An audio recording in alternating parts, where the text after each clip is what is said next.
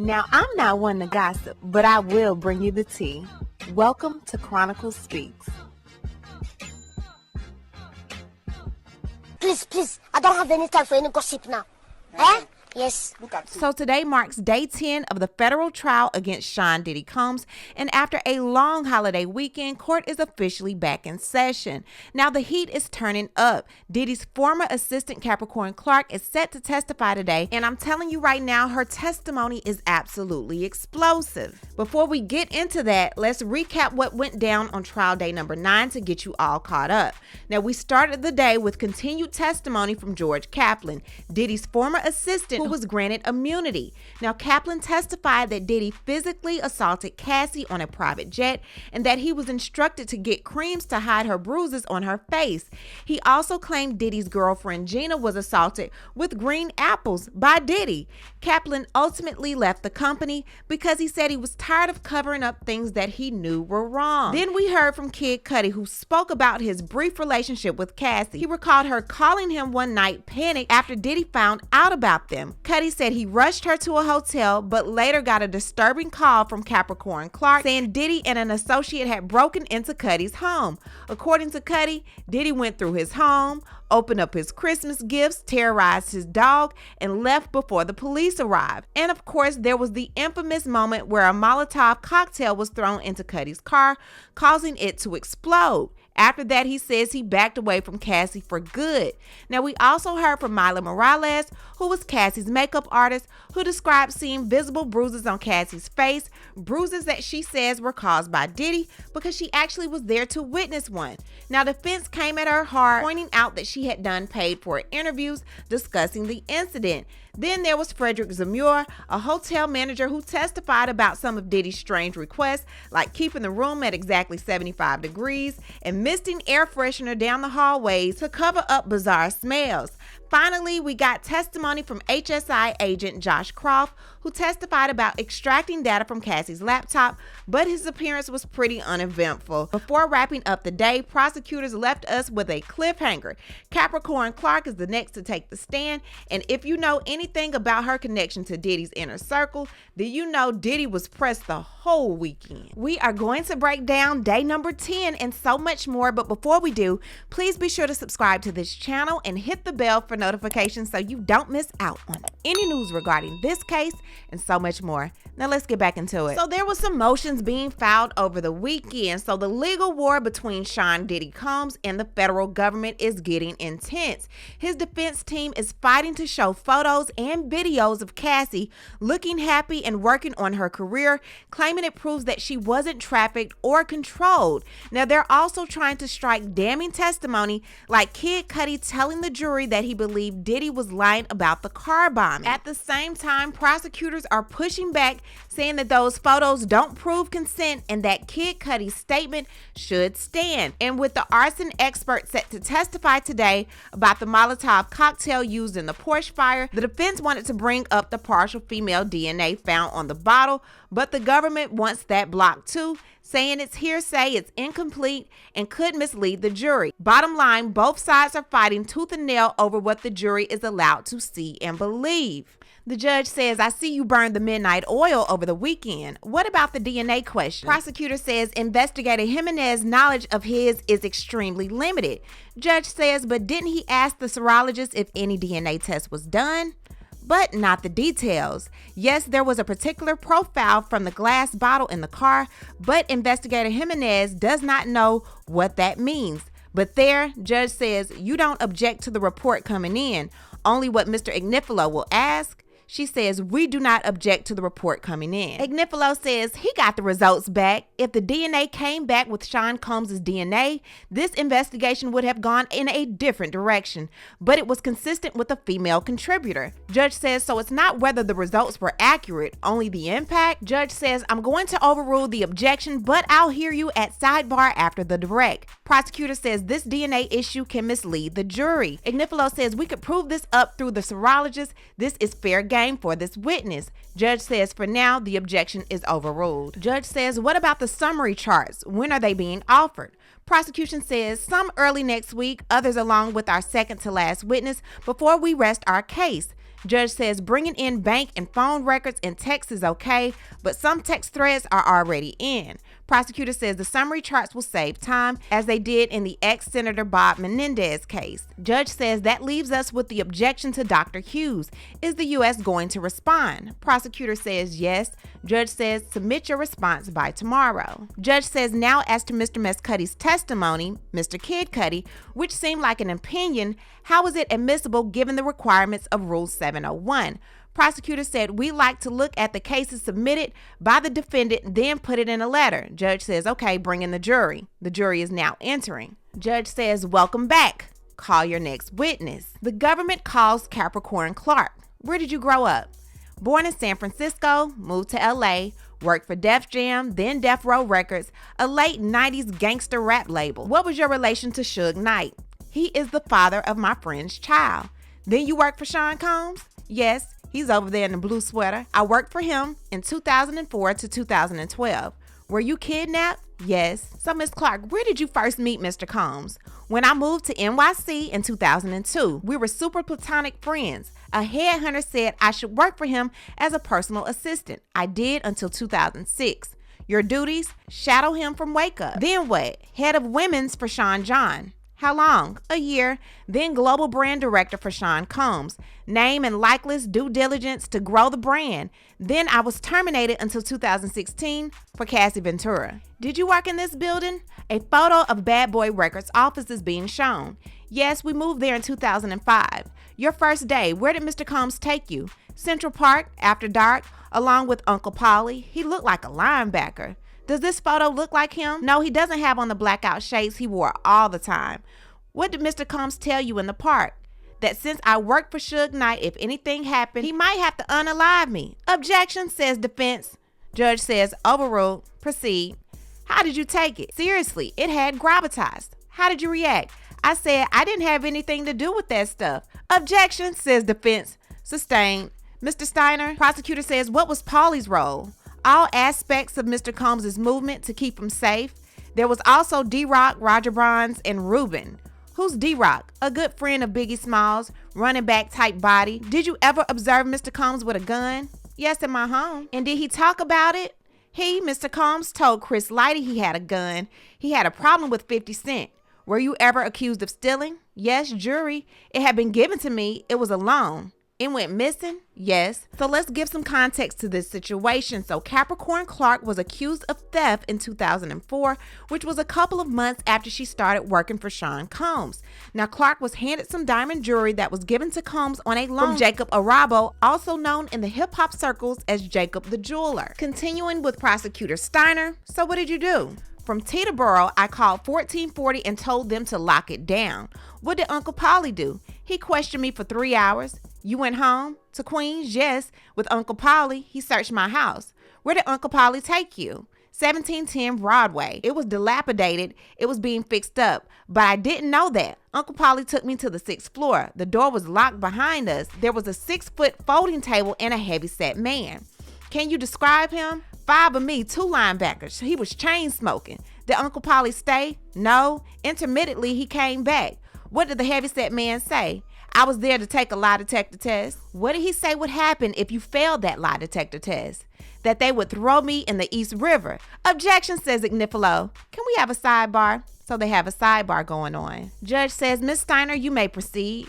Miss Steiner says, what was his demeanor? Very serious. I was terrified. Did you want to be taking the test? No, I was afraid. How was the test? Wires on you and they asked questions. Did I steal? Did he tell you the results? He said to calm down, that he couldn't get a good reading and he might have to throw me in the East River. Anyone else in the building? Not to my knowledge. Could you leave? No, Paul said no. What did Paul say at the end? That he'd come back the next day to figure it out. We started again, another lie detector test in the same location, all day. Were you free to leave? No. How long did this go on? 5 days. Did you tell anyone where you were? No, I was just trying to survive it. I worked under an NDA. Objection, says Ignifilo. Sustained. Jury should disregard that last answer. What would you have been doing? Shadowing Mr. Combs. Okay, Miss Clark, so what happened after 5 days? They said I could return to work, that Mr. Combs would see me the next week. Did Mr. Combs ever discuss it with you? No. Why did you continue to work with Mr. Combs? If I left, they'd think I stole. What were your days like? From his townhouse at 74th Street and Park in the morning to Daddy's house studio at night. How much sleep did you get? On a good day, 4 hours. On a bad day, 2. I got a stress condition. I got paid $55,000. Did you get paid overtime? No. I spoke to the head of HR. She said I was owed $80,000. How did Mr. Combs respond? He ripped up the paper. Will Mr. Combs stay in hotels? Yes. With whom? Kim Porter, once a week. What names would you book the room under? Frank Black, Frank White, and the girlfriend, Jackie Starr. Where did he stay? Intercontinental Buckhead in Atlanta, Beverly Hills Hotel in LA. What were in the bags? A camera, small bottle of baby oil and lube. Cameras every time. What would you be doing? Watching TV, ordering room service, catching up on sleep. Afterwards, I'd sweep the room for anything left behind. Any damage? Baby oil. How frequently would Mr. Combs stay in the hotel with Cassandra Ventura in 2008? Like once a week at the L'Hermitage, the London, the Intercontinental for several days, the IV drip. Did he speak to you about his relationship with Cassie Ventura? Yes, Miss London, Lauren London was there. Chef Jordan in the other room. He called Cassie over, asked her to walk there. Hand me that. Go back in the other room. She did. What did he say? You bitches won't do that. That's why you don't have a man. What did you say? You motherfucking right. Did you observe Mr. Combs obtain drugs? A girlfriend in New York, in LA, from One Stop, Molly, ecstasy, delivered to Puff or to me. Did he ask you to get drugs for him? Yes, ecstasy. Prosecutor Steiner says, in south of France, he asked me to get cocaine. I said, for who? Prosecutor says, why? She says, I wasn't going to do it given how my mother died. Ignifilo says, objection. Sidebar. So they have a sidebar. Okay, so now they're back from sidebar. Prosecutor says, who did Mr. Combs say the drugs were for? He said, not me. Did you get them? Yes, through the Spanish security guard. He also gets prescription drugs in my name. They were in the toiletry bag I'd carry or security. Okay, Miss Clark, what about bulk cash? Yes, 100,000 euros coming back from Europe. Where did he get it? Club bookings in Europe. He'd keep it, then give it to security, then enter his bedroom personal safe. Violence? Fighting. Capricorn testifies that Combs was often violent with his staffers, noting that he fought with men and women who worked for him. Clark describes Combs throwing phones at male security staffs and a barber when he was upset. He also got violent with her in the summer of 2006, she alleges. Combs once got upset with her for taking too long getting back from running an errand. He said, see, your problem is you want to have a life and you can't have that here. One time I asked the chef if there was any turkey bacon. She said, no fucking turkey bacon. I said, I hate it here. Annoyed, the chef stepped outside of the kitchen to relay Clark's comments to Mr. Combs, who was standing on the back deck of his home. He charged me, Clark said. She described Combs running towards her, then pushing her back forcefully on her shoulders. If you hate it here, get the fuck out of my house, Clark said in a shaky voice as she recalled what Combs told her during the incident. That was crossing my boundary. Did you leave your employment? I did, but you returned. As global brand director. Why? He was impressed by what I did at the job I'd left for, a couple of albums. He said, you wouldn't have worked directly for me. Okay, and what were you doing for Miss Ventura? Managing her image, maximize the optics for her. For Sean Combs, he had final approval on everything. In LA, where did you live? A gated community. We had followed Kim Porter there. Where was Miss Ventura? In NYC on West End. She would come to LA and stay with him or with me or in a hotel. Who else was Miss Ventura seeing? Scott Miss Cuddy. Cuddy. How'd you learn that? She brought him to my apartment. What did she say? She texted me that they were going to this public place in LA. I told her it was a bad idea and to delete the text. Why? If Mr. Combs learned about Mr. Combs paid for my phone and hers. I took Miss Ventura to Best Buy to get a burner phone. When did Mr. Combs return to town? Not long after. He took Cassie to a hotel, the Cipriani, and then what? December 22nd, 2011, between 5:30 and 6 a.m., there was a banging at my door. What did you see through the peephole? A furious Puff. Objection, says Ignifilo. Ask another question, Miss Steiner. What was his movement? Pacing with something in his hand?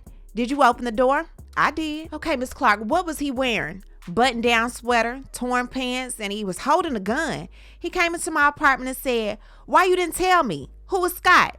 I said, I don't know any Scott. What did he say? He said, we're going to unalive this ninja. So where was the gun? In his hand. I said I didn't want to go. He said, I don't give a fuck what you want. Get dressed. What concerns did you have? He'd never come to my house. Did you try to escape? No, I got dressed. Who joined in? Ruben in the black Escalade, executive class. Where was Ruben? Driver's seat. I got in the back seat, right hand side. Mr. Combs was in the left next to me. Usually he would have sat in the front. The gun was in his lap. So how long does it take to drive from your home at the time to Kid Cudi's home in the Hollywood Hills? If you push it, 15 to 20 minutes. What did Mr. Combs and Ruben do at Kid Cudi's house? They went in. Could you see in? Yes. So what did you do? I called Cassie on her burner. I said, Cassie, where the fuck are you? I told her Puff was at Cuddy's house. Then I changed her number in my phone to my best friend Stormy. What did you hear on the phone? That Scott was at Cassie's. Okay, so when Mr. Combs came back, he took my phone and called the last number. Then I saw Cuddy driving up. Mr. Combs saw my face and said, there's that ninja right there. We drove off and saw the police driving the other way towards Cuddy's. Puff was pulling himself together. We stopped at the Key Club and he told me to call Cassie. What did he tell you to tell Cassie? That he had me and wouldn't let me go? How did Miss Ventura respond? She said, okay, come and get me. She was calm. Who drove you home? Ruben. What did Mr. Combs then tell you? To convince Cuddy not to say that it had been him at the house. I picked up Cassie. Okay, and then where did you go? We went to Cuddy's and tried to convince him not to file a police report. What did you tell him? That Puff came to my house with a gun?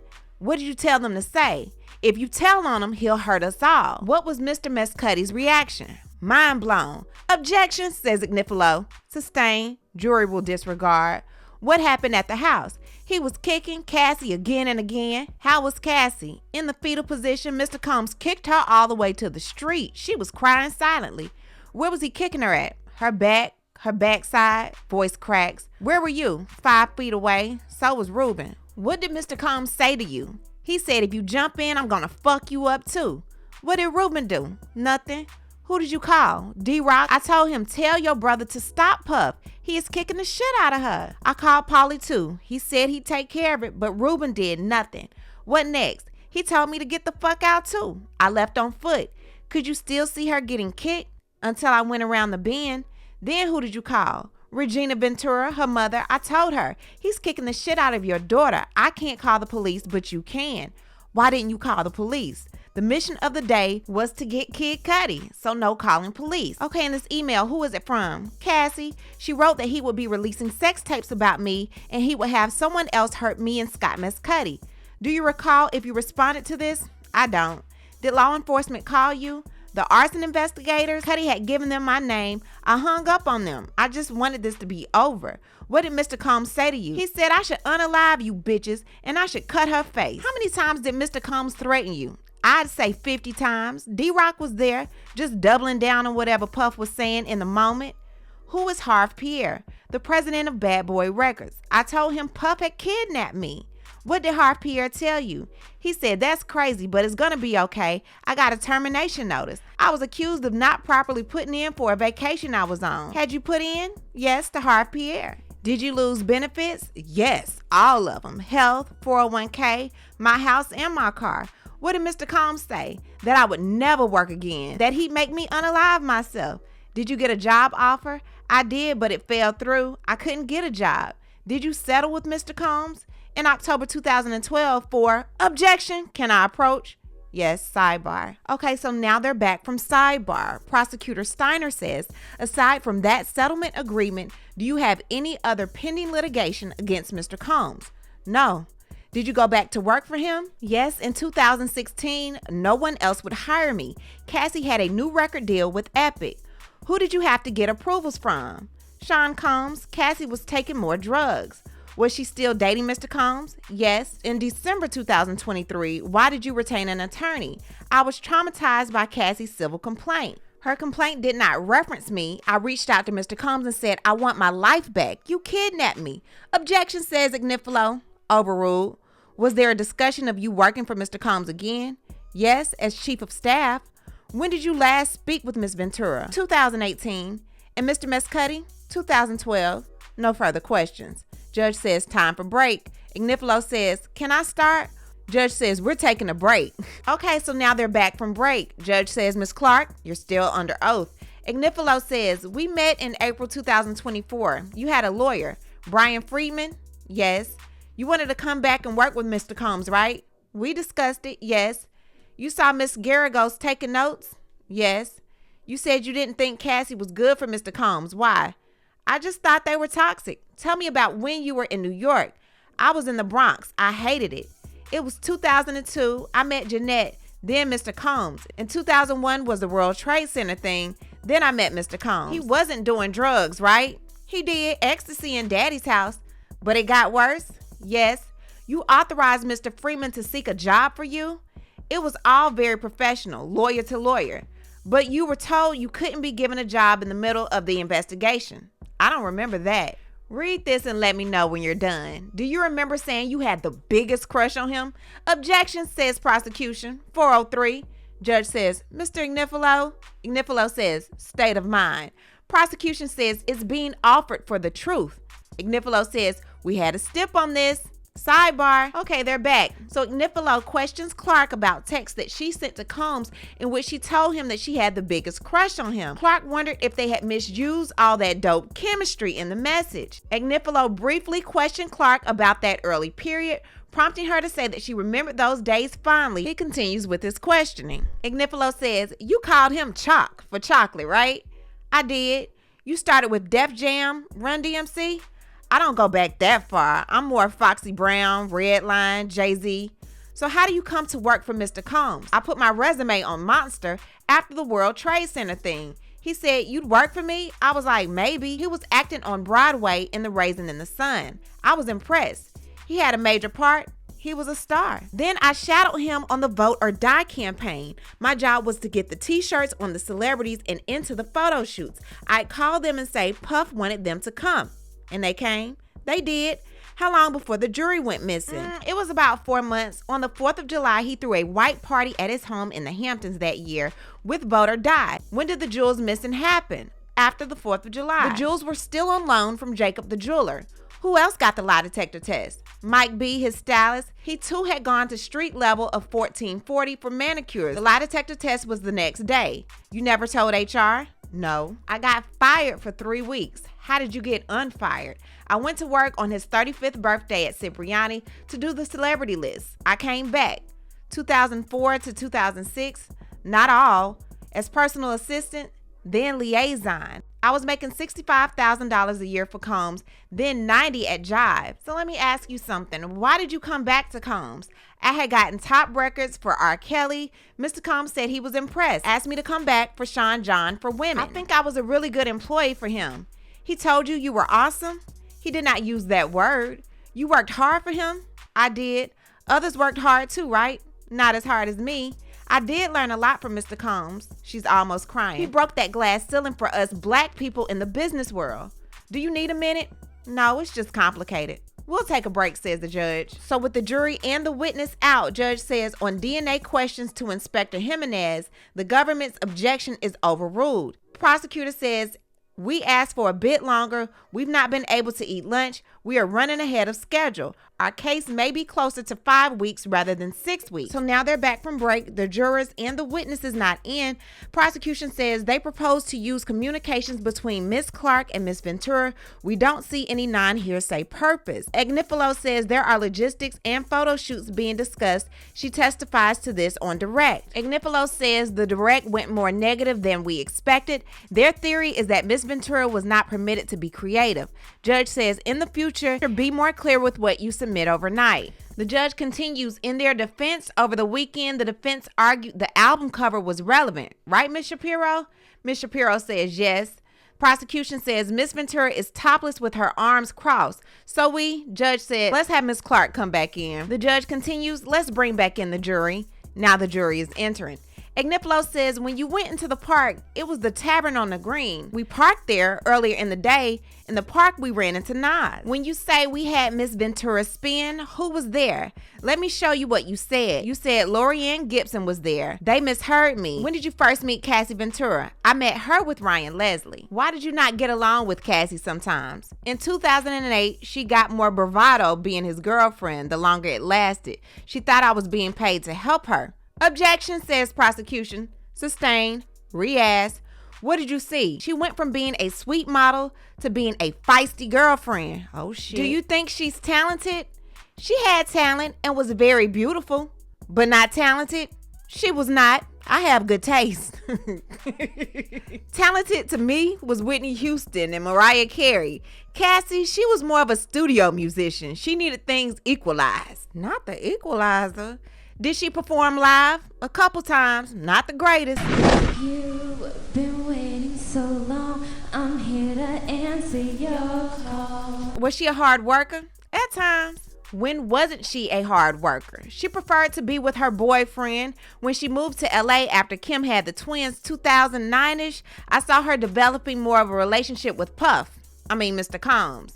He supported her, yes, with stylists, other musicians, all the components to make her a star. Did she get more help than others? Yes, young jock in a group from Atlanta. I developed French Montana. According to Capricorn Clark, Ventura had more attention and resources than other artists signed with Bad Boy, especially at the beginning of her career between 2007 and 2012. She says, from my point of view, the lion's share of Bad Boy was on Cassie in the first block of time. This is referring to the time between 2007 and 2010. I ran into Cassie. She said she had a new deal with Epic. I dressed her like David Bowie. We did a photo shoot at my house. We wrote a mini movie and shot it for the project. What about Official Girl? Super cute video. Okay, and what about King of Hearts? It was fresh. Puff liked it.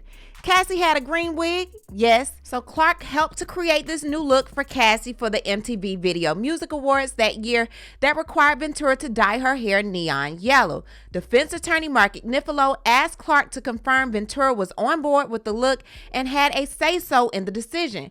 Clark testified that she presented the idea to Ventura, who liked it before telling Combs about it. The defense attorney explicitly asked Clark to confirm that Ventura wasn't forced against her will to dye her hair, which Clark did. Ignifilo says we moved to admit this witness. Prosecution says there is a sealing issue. Ignifilo says, you don't remember this email? I don't. Okay, so here in 2012, you are setting up a recording session for Cassie. Mario Winans was the chairman. For Mr. Combs? Yes. When did you learn Cassie was dating Kid Cudi? Fall of 2011. I picked her up there. You believe that after Thanksgiving, Miss Ventura and Kid Cudi were what? Getting to know each other. Capricorn Clark says that Cassie and Kid Cudi came to her apartment to hang out once, sometime after Thanksgiving. Clark said about a week before the alleged kidnapping, she picked Ventura up from Kid Cudi's home after she spent the night there. Why'd you get her a burner phone at Best Buy? I told her you cannot do this on your bad boy phone. How did you know about burner phones? I grew up in Los Angeles. In December 2011, Mr. Combs was at an orphanage in Almaty, Kazakhstan. I heard it was Russia. How did Mr. Combs get into your building? I was told the security guard got fired. What was his name? Some random security guard. What did he look like? Black guy, younger than 35. What was Mr. Combs doing with the gun? He had it in his hand. He wasn't pointing at you? No. But you told the government he pointed it at you. It says or waved it around. That's more correct. When did you change into street clothes? In my closet. Isn't it true you went so that Mr. Combs wouldn't do something stupid? No, I went because he said he didn't care if I didn't want to go. He's a jealous guy. He has a bad temper. To the Escalade, did you pass a security guard? I saw him in a little hut. Mr. Combs was behind the driver with the gun on his lap. You made a call? Not then. Did you look at Kid Cudi's door to see if they could get through it? I was not really paying attention. I was so in my head trying to plan my next step. I was praying that Cuddy was not in there. Did Cassie have 2 rooms? Cuddy took her to one room. She had another. You are 100% that you called and told them Puff had a gun. Yes, I said it very quickly. I didn't want Puff to see me on my phone. Did you say that Lauren London was on the phone with you and Cassie and Cuddy? No, only part of the time. Her voice is now crackling. I wanted someone to know where I was. What did you tell her? I'm scared of mountain lions. Ignifilo says, mountain lions? Capricorn Clark says, I don't know if you know the Hollywood Hills, Coyotes. Maybe Lauren London was on the phone. Maybe. It's such a long time ago. Ignifilo says, are you aware that Lauren and Mr. Combs were friends for years after this? Yes. I know a lot of you are thinking that she and Lauren London are sisters. They were play sisters, not real sisters. Okay, so then you see the Porsche coming up the hill. Yes, Cuddy is in a black Porsche. He stops next to us and speeds off. We chase him. Then he loses us, we turn away, then we see the police pass us. So you go to pick up Cassie and go where? Cuddy's house, there was ADT there. Then you go to Mr. Combs' house and you say you see Mr. Combs kicking Cassie there and even in the street? Yes. And you hung up on the fire inspector? I did. When you were on vacation, it was with who? Rihanna. After you were fired, what job did you get? I was hired by Chris Lighty to work for 50 Cent. Okay, and here you wrote to Mr. Combs, one day you'll forgive me. Anyway, be well, XX. Yes, you wrote on February 28, 2015, your grace period to be mad at me has surpassed the agreed time. Laugh out loud. You wrote that? Yes, sir. Please read that out loud. I wrote, she was never my friend. She wanted me gone. I realized. Ignifilo said, did you think Cassie wanted you gone? I'm sorry. This is complicated for me. I felt I was Puff's protector. Shit. The fuck? She continues crying but says that email was me pleading like, dude, let it go. She said she was hurt because she believed at the time Ventura wanted her fired. Clark goes on to say, I felt I was the only one gone. She was still there and things were getting worse. I tried to keep professionalism as the goal. Ignifilo said, you thought you could be his protector? It was to move the ball towards the goal, to inspire. Did it hurt that he would take you back because Cassie wanted? Yes, I have no parents. My son is autistic. My stakes are higher, sir. Judge says, how much more, Mr. Ignifilo? Ignifilo says, can I talk to the government? Judge says, sidebar. Okay, so now they're back. Ignifilo says, just a few more minutes and we'll get you out of here for the day. Clark says, thank you, sir. Ignifilo says, you did a lot of great work with Cassie, 2016 and 17, right? I believe so. Cassie had addiction problems? Yes. You made a short movie with her? It was called Love a Loser. Damn.